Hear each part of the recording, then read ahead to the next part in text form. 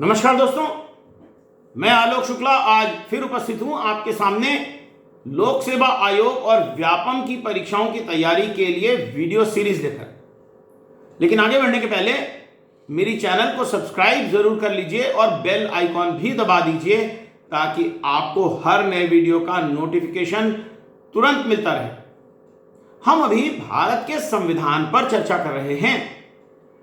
आज हम बात करेंगे भारत के संविधान के अध्याय 2 में दिए गए भारत की संसद के प्रावधानों के बारे में। अनुच्छेद 79 कहता है कि भारत की संसद राष्ट्रपति और 2 सदनों से मिलकर बनती है। पहला सदन राज्यसभा है। अनुच्छेद 80 राज्यसभा की संरचना के संबंध में है। राज्यसभा में 12 सदस्य राष्ट्रपति द्वारा नाम निर्देशित होते हैं और 248 सदस्य राज्यों और संघ राज्य क्षेत्रों के प्रतिनिधि होते हैं। राज्यों के प्रतिनिधियों का चुनाव उस राज्य की विधानसभा के निर्वाचित सदस्यों द्वारा आनुपातिक प्रतिनिधित्व पद्धति से एकल संक्रमणीय मत द्वारा किया जाता है। राष्ट्रपति साहित्य, विज्ञान, कला और समाज सेवा में विशेष ज्ञान या व्यावहारिक अनुभव रखने वाले लोगों को सदस्य के रूप में नाम निर्दिष्ट करते हैं। फिर है लोकसभा। तो लोकसभा की संरचना के प्रावधान अनुच्छेद 81 में है। राज्यों का प्रतिनिधित्व करने के लिए प्रत्यक्ष निर्वाचन से कुल 530 सदस्य चुने जाते हैं। संघ राज्य क्षेत्रों का प्रतिनिधित्व करने के लिए 20 सदस्य होते हैं जो संसद द्वारा बनाई गई विधि के अनुसार बनाए जाते हैं। राज्यों के लिए स्थानों का आवंटन ऐसी रीति से किया जाता है जिससे उस राज्य की जनसंख्या का अनुपात सभी राज्यों के लिए यथासाध्य एक ही हो। परंतु यदि किसी राज्य की जनसंख्या 60 लाख से कम है तो उस पर यह बात लागू नहीं होती। जनसंख्या का तात्पर्य पूर्ववर्ती ऐसी जनगणना से अभिनिश्चित की गई जनसंख्या है जिसके सुसंगत आंकड़े प्रकाशित हो गए हैं। लेकिन 2026 के पश्चात की गई जनगणना के आंकड़े प्रकाशित होने तक पूर्व में मानी गई जनसंख्या ही मानी जाती रहेगी।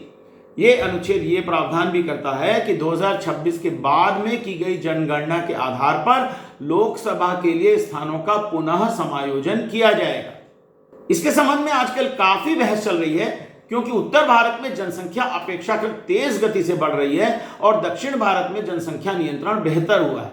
इसलिए यदि नवीन जनगणना के अनुरूप स्थानों का पुनः समायोजन किया गया तो उत्तर भारत के राज्यों की सीटें लोकसभा में बढ़ने और दक्षिण भारत की सीटें कम होने की संभावना है। इसलिए दक्षिण में इसका विरोध हो रहा है। दक्षिण के राज्यों को लगता है कि जनसंख्या नियंत्रण के क्षेत्र में बेहतर काम करने से उन्हें नुकसान होगा। Karunanidhi Stalin, in his statement today, has said that India is the only country which has not conducted the decadal census. And if delimitation is going to be based on population census, it will deprive and reduce the representation of the South Indian states. It will become like a sword hanging on our heads.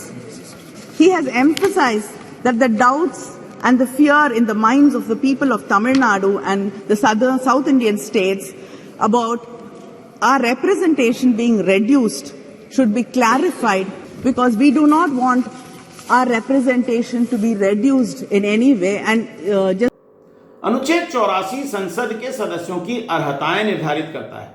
ये अर्हताएं हैं: भारत का नागरिक होना चाहिए, राज्यसभा के लिए 30 वर्ष और लोकसभा के लिए 25 वर्ष की आयु पूर्ण कर ली हो और संसद द्वारा बनाई गई विधि के अनुरूप अन्य अर्हताएं हों। अब बात करेंगे संसद के सत्र की। इस संबंध में अनुच्छेद 85 में प्रावधान है। संसद का सत्र राष्ट्रपति द्वारा बुलाया जाता है, परंतु संसद के पिछले सत्र की अंतिम बैठक और अगले सत्र की प्रथम बैठक के बीच 6 महीने से अधिक का अंतर नहीं हो सकता। राष्ट्रपति संसद के किसी भी सदन का सत्रावसान भी कर सकते हैं। राष्ट्रपति लोकसभा का विघटन कर सकते हैं, परंतु राज्यसभा का विघटन नहीं होता है। संसद में राष्ट्रपति के अभिभाषण के बारे में बात करते हैं। अनुच्छेद 86 कहता है कि राष्ट्रपति संसद के किसी भी सदन में या समवेत दोनों सदनों में अभिभाषण कर सकेंगे। राष्ट्रपति संसद में लंबित किसी विधेयक के संबंध में या किसी अन्य विषय पर भी संसद को संदेश भी भेज सकेगा और संसद उस संदेश के द्वारा अपेक्षित विषय पर विचार करेगी। अनुच्छेद 87 के अनुसार लोकसभा के प्रत्येक सामान्य निर्वाचन के बाद प्रथम सत्र में और प्रत्येक वर्ष के प्रारंभ में एक साथ दोनों सदनों के समवेत सत्र में राष्ट्रपति अभिभाषण करेंगे और संसद के सत्र को बुलाने का कारण बताएंगे। अनुच्छेद 88 मंत्रियों और भारत के महान्यायवादी को यह विशेषाधिकार देता है कि वे किसी भी सदन अथवा दोनों सदनों की संयुक्त बैठक या संसद की समितियों की कार्यवाही में भाग ले सकें और बोल सकें, लेकिन उन्हें इस अनुच्छेद के आधार पर मत देने का अधिकार नहीं होता। राज्यसभा का सभापति और उपसभापति अनुच्छेद 89 में है। भारत का उपराष्ट्रपति ही राज्यसभा का पदेन सभापति होता है। राज्यसभा अपने सदस्यों में से किसी को उपसभापति चुनती है। अनुच्छेद 90 यह बताता है कि उपसभापति यदि राज्यसभा का सदस्य न रह जाए तो वो अपने पद से हट जाएगा। वो सभापति को संबोधित त्याग पत्र भी दे सकता है। राज्यसभा के सदस्य उपसभापति को बहुमत के संकल्प से हटा भी सकते हैं। आइए अब बात करते हैं लोकसभा के अध्यक्ष और उपाध्यक्ष की। अनुच्छेद 93 अध्यक्ष और उपाध्यक्ष लोकसभा के बारे में है और यह कहता है कि अध्यक्ष और उपाध्यक्ष लोकसभा के सदस्यों द्वारा चुने जाते हैं। अनुच्छेद 94 लोकसभा का अध्यक्ष या उपाध्यक्ष यदि लोकसभा का सदस्य ना रहे तो अपने पद से हट जाएगा। अध्यक्ष उपाध्यक्ष को संबोधित करके और उपाध्यक्ष अध्यक्ष को संबोधित करके त्यागपत्र दे सकता है। लोकसभा के सदस्यों के बहुमत द्वारा पारित संकल्प से अध्यक्ष या उपाध्यक्ष को हटाया भी जा सकता है। फिर अनुच्छेद 95 यदि लोकसभा के अध्यक्ष का पद रिक्त है तो उपाध्यक्ष अध्यक्ष का कार्य करेगा। यदि दोनों के पद रिक्त हैं तो राष्ट्रपति लोकसभा के किसी सदस्य को अध्यक्ष का कार्य करने के लिए नियुक्त कर सकता है। यदि किसी बैठक में अध्यक्ष और उपाध्यक्ष अनुपस्थित हैं तो लोकसभा द्वारा अवधारित व्यक्ति अध्यक्ष का कार्य कर सकता है। राज्यसभा के सभापति या उपसभापति और लोकसभा के अध्यक्ष या उपाध्यक्ष उन्हें हटाने के संबंध में यदि कोई बैठक होगी तो उसकी अध्यक्षता नहीं करेंगे।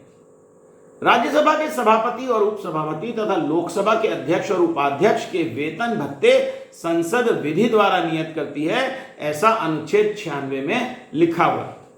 फिर अनुच्छेद 98 ये संसद के सचिवालय के बारे में है। संसद के दोनों सदनों का एक पृथक सचिवालय होता है, परंतु संसद के दोनों सदनों के लिए सम्मिलित पदों के सृजन पर कोई प्रतिबंध नहीं है।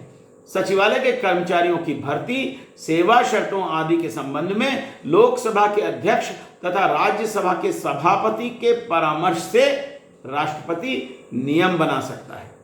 तो ये लोकसभा और राज्यसभा अर्थात भारत की संसद के संरचना के बारे में हमने आज बात की है।